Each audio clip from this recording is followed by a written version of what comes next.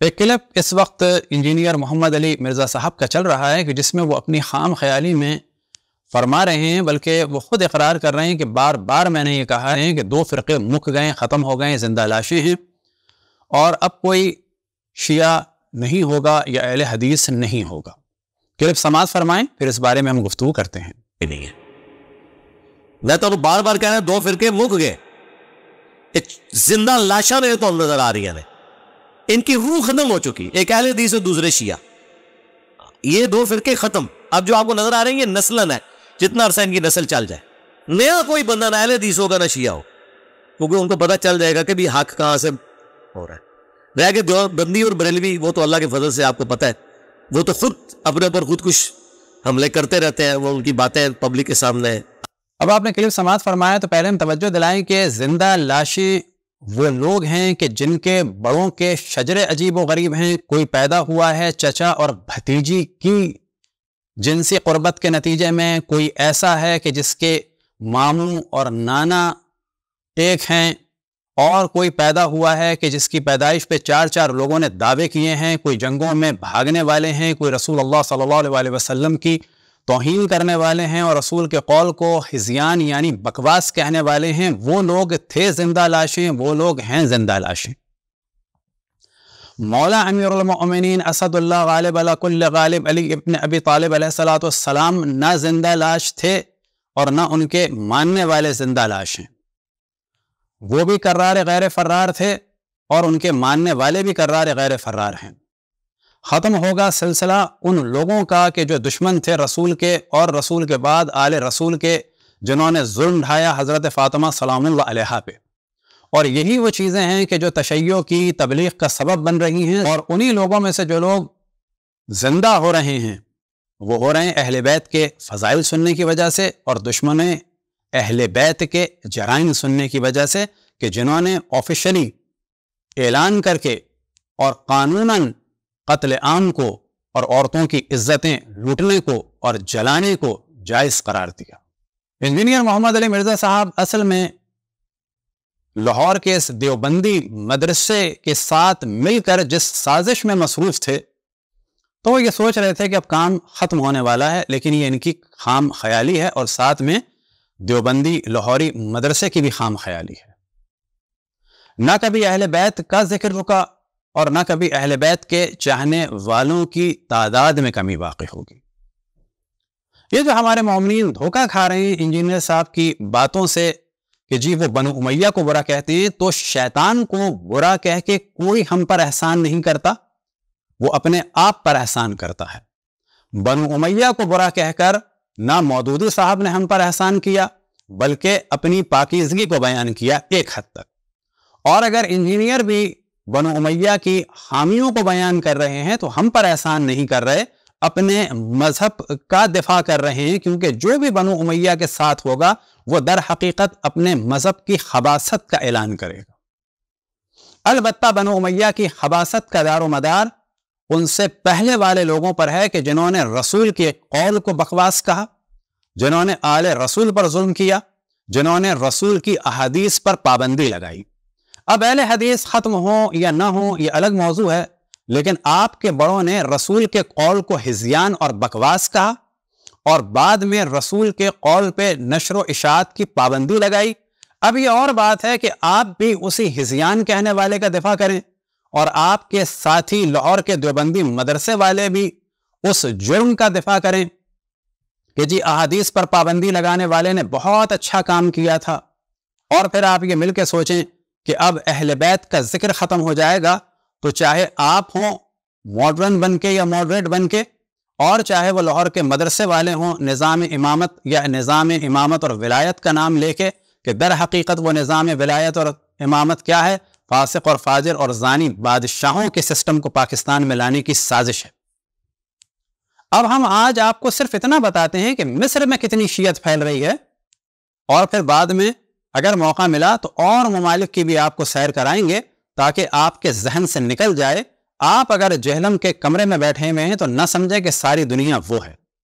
اگر بعض جاہل اور نادان وہ لوگ کہ جن کے ماں باپ کسی زمانے میں دوسرے مذہب میں تھے اور پھر وہ کچھ دن کے لیے شیعہ ہوئے، پھر وہ اگر آپ کے ہاتھ میں چلے گئے تو وہ بھی آپ کے ہاتھ میں زیادہ دن نہیں رہیں گے اگر ان کے شجرے پاک اور پاکیزہ ہیں، کیونکہ پاک اور پاکیزہ شجرے والے کبھی بھی رسول کے قول کو بکواس کرنے والوں کے ساتھ زیادہ دن نہیں چل سکتے۔ اب آپ کے سامنے ہم ایک کلپ پیش کرتے ہیں مصر کے مشہور و معروف مبلغ اور وہابی عالم دین محمد سعید رسلان کا۔ لأنك تسمع أن قرية كاملة في محافظة متاثمة قد دخل نصف أهلها في التشيع والنصف الباقي يراوح قد يدخل قريبا، والمرء يتابع أنه تم رصد ما يزيد على 20,000 من المسلمين من أهل السنة صاروا شيعة في محافظة الإسكندرية وحدها، هذا فضلا عما كان معلنا قبل وعما لا يعلن ولا يدرى عنه شيء لأن مثله إنما يدور في الخفاء۔ یہ موصوف کہہ رہے ہیں کہ مصر کے قریے میں آدھا قریہ جو ہے وہ شیعہ ہو گیا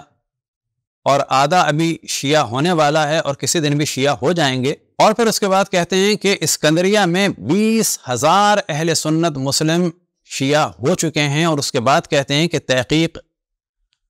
جو ہوئی ہے وہ تو یہاں تک ہوئی ہے، لیکن ان کے علاوہ کتنے لوگ شیعہ ہوئے ہیں کہ جن کا علم نہیں ہوا وہ الگ ہیں۔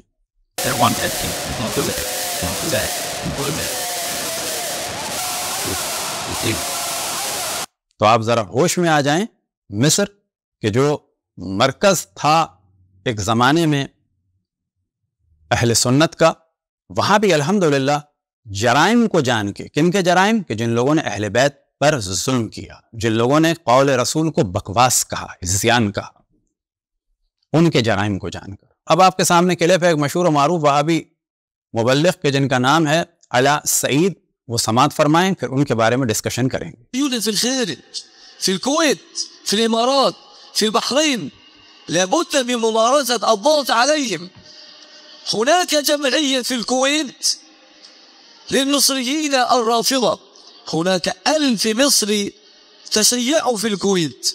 وهؤلاء يمثلون رأس. اب یہ فرما رہے ہیں ان کا بھی ہم و غم یہ ہے، اور یاد رکھیں کہ مصر کے ٹی وی پر اور مختلف چینلز پر اتنا موضوع ڈسکس کیا گیا ہے کہ لوگ تیزی سے شیعہ ہو رہے ہیں کہ اگر صرف اس پر ہم پروگرام کرنا شروع کریں تو شاید 20 گھنٹے کی ویڈیو ہو جائے، اور وہ بھی اس صورت میں کہ وہ پوری ویڈیو شاید ہم نہ لگا سکیں، کیونکہ اس موضوع پر ویڈیوز بھری پڑی ہیں کہ کس طرح سے تیونس میں، الجزائر میں اور مراکش میں شیعہ ہو رہے ہیں۔ یہ موصوف بھی یہی رو رہے ہیں علا سعید کہ اس وقت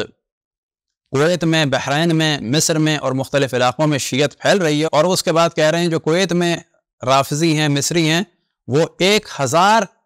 شیعہ ہو چکے ہیں فقط ان کی معلومات کے مطابق۔ اب آپ ایک کلپ سماعت فرمائیں کہ یہ عجیب و غریب شخص ہے، یہ بھی ایک وہابی ملا ہے، اس کا نام ہے محمد الزعبی۔ یہ شخص مشہور ہے پاگل قسم کی بڈھی عورتوں کی طرح سے شیعوں کو بد دعائیں دینے میں۔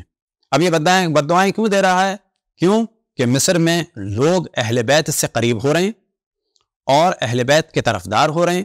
اور وہ لوگ کہ جنہوں نے رسول اللہ کی توہین کی، ان پر ظلم کیا، ان کی آل پر ظلم کیا، ان کے خلاف سازشیں کرتے رہے منافقین، ان کو پہچان رہے ہیں۔ اب ذرا کلپ سماعت فرمائیں، ان کی بد دعا سنیں، اس کے بعد ہم کچھ ترجمہ کریں گے کہ یہ آدمی کیا کہہ رہا ہے۔ شيعة العراق أرد فيهم ساعة سوداء، أرد فيهم عجائب قدرتي، يا من أهلكت عادا وثمود، يا من أهلكت النمرود، يا من أهلكت فرعون، أهلك الشيعة، أهلك الشيعة، أهلك الشيعة، أهلك الشيعة۔ اب یہاں ان کا دوسرا کلپ تو بعد میں آئے گا، تو یہاں پر کہہ رہے ہیں کہ یا اللہ تو شیعوں کو برباد کر دے، شیعوں پر تو بلاؤں کو مسلط کر دے، جس طرح سے تو نے عاد و سمود کو برباد کیا، اور پھر اس کے بعد لگاتار یہ شخص جملے کہہ رہا ہے کہ یا اللہ تو شیعوں کو قتل کر دے، یا اللہ تو شیعوں کو ہلاک کر دے، یا اللہ تو شیعوں کو ہلاک کر دے، اور بار بار یہ سب کچھ کہتا چلا جا رہا ہے۔ وجہ کیا ہے؟ کہ یہ دیکھ رہے ہیں کہ اہل بیت کے چاہنے والے کتنی تیزی سے دنیا بھر میں پھیل رہے ہیں، خصوصاً مصر میں۔ اگلا کلپ سماعت فرمائیں اس جاہل قسم کے وہابی ملا کا کہ جو کسی پاگل شخص کی طرح سے بد دعائیں دے رہا ہے۔ عليك بالروافض، اللهم عليك بالروافض، اللهم عليك بالروافض.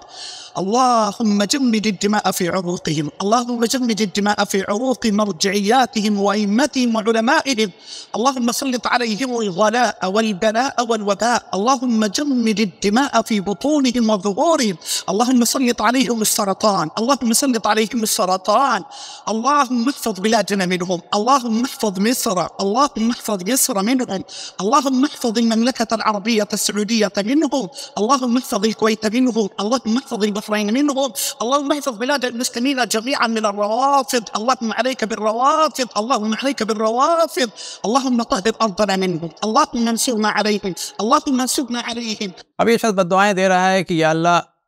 تو شیعوں کو برباد کر دے، یا اللہ تو شیعوں کو برباد کر دے، یا اللہ تو شیعوں کو مشکلات میں ڈال دے. پھر اس کے بعد جو ہے کہتا ہے کہ یا اللہ تو ان پر جو ہے بلاؤں کو اور وباؤں کو جو ہے مسلط کر دے، ان کے رگوں میں خون کو جما دے، ان کی پیٹھ میں خون کو جما دے، ان کے مراجع کے خون کو جما دے، ان کے ائمہ کے خون کو جما دے، ان کے پیٹ میں خون کو جما دے، اور ان پر کینسر مسلط کر دے. یعنی سارے شیعوں کو جو ہے تو کینسر میں مبتلا کر دے. یہ پاگل دیوانہ آدمی جو ہے یہ بددعائیں دے رہا ہے. کیوں دے رہا ہے؟ کہ سارے شیعوں کو تو کینسر میں مبتلا کر دے. اور اس کے بعد کہتا ہے کہ اللہ تو ہمارے مصر کو ان سے محفوظ رکھ، سعودی عرب کو محفوظ رکھ، کویت کو محفوظ رکھ، بحرین کو محفوظ رکھ. ساتھ میں نیچے آپ دیکھیں گے کہ لکھا آ رہا ہے کہ مریخ کو اور زحل کو بھی شیعوں سے بچا لے. ممکن ہے کہ آئندہ اس قسم کے کچھ دیوانے، جس طرح سے کہ انجینئر صاحب نے دیوانگی کی بات کی ہے، اب یہ بھی کہیں گے کہ اللہ تو سورج کو شیعوں سے بچا لے، چاند کو شیعوں سے بچا لے. اب آپ کے سامنے کلپ پیش کیا جا رہا ہے شیخ احمد کریمہ صاحب کا، اور یہ ایک منصف مزاج اہل سنت عالم دین ہیں جامع الازہر کے، کہ جو اہل بیت علیہم الصلاۃ والسلام سے ہمیشہ اظہار مودت کرتے ہیں. اور ساتھ میں ان کی خصوصیت یہ ہے کہ شیعوں پہ اگر کوئی تہمت لگتی ہے تو واضح کہتے ہیں کہ یہ بات غلط ہے، جو غلط ہے وہ غلط ہے، اور پھر علمی طریقے سے اس کو ڈسکس کرتے ہیں. تسنن جميل ما ترد علي اسمع لماذا أن الشيعة لا يخافون من التسنن ولماذا السنة تخاف من الشيعة لا يخاف إلا الضعيف والمهزوز. اب یہاں پر یہ ٹی وی پہ پروگرام ہے، طویل پروگرام ہے، نیچے بھی آپ دیکھ سکتے ہیں کہ لکھا ہوا آ رہا ہے کہ شیعوں کی بدعت کے عنوان سے پروگرام ہے، اور اس میں ایک ٹاپک ڈسکس کیا گیا کہ جی شیعوں نے خانہ کعبہ کو چھوڑ کر معاذ اللہ کربلا و قبلہ بنا لیا. ابھی دیکھیں جدید زمانے میں یہ تہمتیں لگائی جا رہی ہیں، وجہ کیا ہے کہ ان کے پاس سوائے تہمت لگانے کا کوئی چارہ نہیں ہے. یہ فرما رہے ہیں کہ کیا وجہ ہے کہ شیعہ سنیوں سے نہیں ڈرتے ہیں لیکن سنی شیعوں سے بہت زیادہ خائف ہیں.